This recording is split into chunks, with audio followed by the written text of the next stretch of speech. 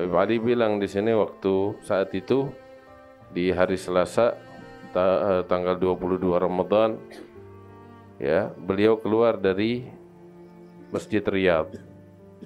Itu waktu beliau dituntun oleh Umar bin Muhammad Maula Khailah. Itu waktu mau ke masjid. Ketika keluar dari rumah, subhanallah, pandangan Habib Ali pertama kali keluar dari rumah ngelihat apa tahu? Ayam jago. Ayam jago yang warnanya putih, ada bulu hijau dan biru itu. Tahu kan? Suka kita lihat ayam jago warnanya putih, ada belang hitam dan hijau dan biru. Nah, begitu lihat itu, Habib Ali memastikan kepada Umar Maula Khailah, "Ya Umar, apakah ini ayam jago yang warnanya putih terus ada corak hitam dan hijau dan birunya?" Umar Maula Khailah bilang, "Betul."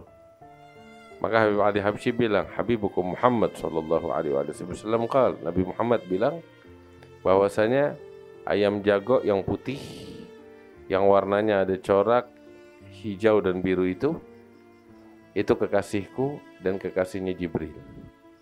Dan dia menjadi penyebab dijaganya oleh Allah Ta'ala 7 rumah dari kanan, 7 rumah dari kiri, depan dan belakang. Ya. Terus Habib Ali bilang kepada Umar Maula Khailah, "Kamu punya gak? Kamu miara gak ayam jago yang warnanya demikian putih, ada corak biru dan hijaunya?" Maka Habib Umar Maula Khailah bilang, "Tidak. Kalau gitu ente piara yang kayak begitu." Dan memang ada hadis musalsalnya bittiqadid-dik. Ya. Ini Habib Ali merintahkan Umar Maula Khailah, ya, anda merintahin ente sekarang. Dan ini dapat ijazah nyambung kepada Al-Walid Habib Naufal, kepada Habib Salim Jindan, terus nyambung sanadnya sampai kepada Nabi Muhammad sallallahu alaihi wasallam. Ana ijazahin bakal hadirin semuanya hadits musalsal bittiqadid-dik. Terlepas dari derajat hadisnya sahih atau tidaknya, tetapi hadis ini dengan musalsal bittiqadid-dik, setiap riwayatnya miara ayam semacam itu diriwayatkan. Terlepas seperti saya bilang tentang kesahihan atau tidaknya, itu urusan lain. Tapi hadis ini diriwayatkan oleh para muhadditsin dengan cara semacam ini. Nah, kemudian qala radhiyallahu anhu lailatul khamis 22 Ramadan في بيته السيد صالح الجنيدي عالم عامل قدم علي إلينا هو والسيد أحمد بن محمد الحبشي كلاهما أميان لا يعرفان فجلسا في الرباط ففتح عليهما وأقبل على العمل.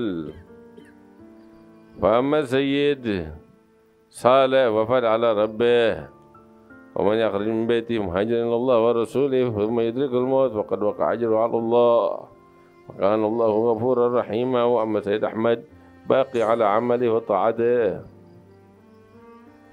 Habib Ali cerita ada 2 orang belajar di Rubat. Satu namanya Sayyid Saleh Al-Junaidi, yang satu lagi Ahmad bin Muhammad Al-Habsyi. Dua-duanya nih udah jadi orang alim.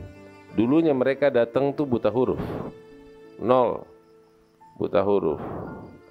Terus mereka tinggal di Rubat berapa lama, sampai Allah bukakan hatinya, diberikan ilmu oleh Allah Ta'ala. Kemudian bukan hanya berilmu, sungguh-sungguh di dalam beramal, di dalam ibadah. Kemudian gak berlalu lama, melainkan Sayyid Saleh Al-Junaidi meninggal dunia.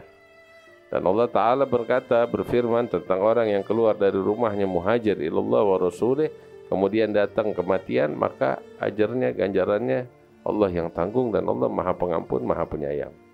Adapun Sayyid Ahmad bin Muhammad Al-Habsyi, beliau bagi ala amalih, terus dalam keibadahnya, ketaatannya.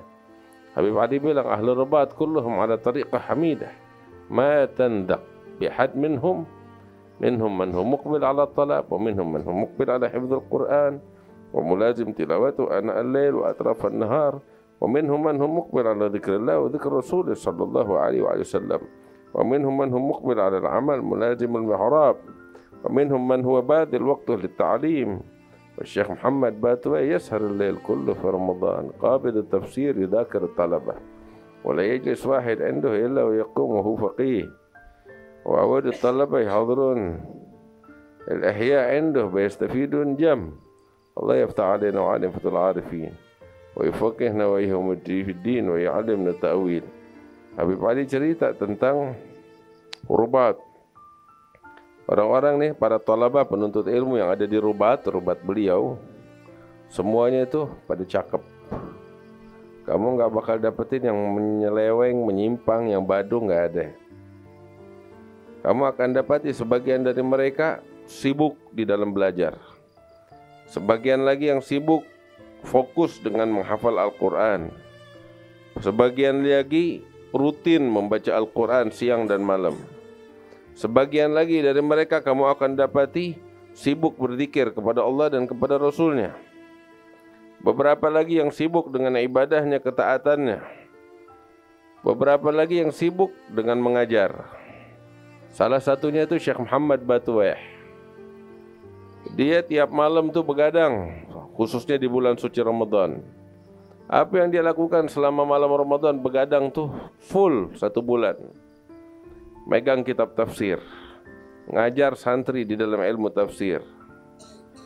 Nggak ada orang duduk di hadapan dia tuh, di hadapan Syekh Muhammad Batuweh, melainkan dia bangun udah jadi orang yang faqih. Ana sih berharap para talabah santri pada hadir pelajaran Ihya Ulumuddin di hadapan Syekh Muhammad Batuweh. Orang bakal ngambil manfaat besar dari situ. Terus Habib Ali di sini cerita tentang Habib Abu Bakar Al-Attas. Beliau bilang tentang Habib Abu Bakar Al-Attas kepada Sayyid Muhammad bin Salim Husain bin Abdullah Al-Attas. Dia bilang, "Ma'ad natasallaf fi hadha zaman illa bi dzikr Habib Bakar wa dzikr walad Adnan." Zaman kita nih nggak ada yang bikin kita bahagia kecuali cerita tentang Nabi dan cerita tentang Habib Abu Bakar Al-Attas. Saya waktu datang tuh berziarah kepada Habib Abu Bakar, itu waktu bersama saya Ahmad Ali Makarim. Kemudian saya tulis qasidah. Badalaka thagar habba dhalika min thagri fazri binuri syamsi wal najwi wal badri. Ketika aku sampai di hadapan Al-Habib Abu Bakar, aku bacakan ini syair yang aku gubah. Beliau gembira. Ketika sampai dalam ucapanku, "Gosatuka ya dzal ilmi wal fadli zairan, uridu qiran minka fadlan bihi taqri." Dalam bait syair itu saya katakan kepada Habib Abu Bakar, "Saya datang, wahai pemilik ilmu dan kemuliaan, kepadamu untuk berkunjung. Yang saya harapkan adalah jamuan, karunia, anugerah. Karena itu berikan karuniamu kepadaku." Maka Habib Ali langsung menjawab, "Wahai anakku Ali, wajibal qira ya waladi." Wajib saya memberikan jamuan kepadamu, wahai anakku. Naam.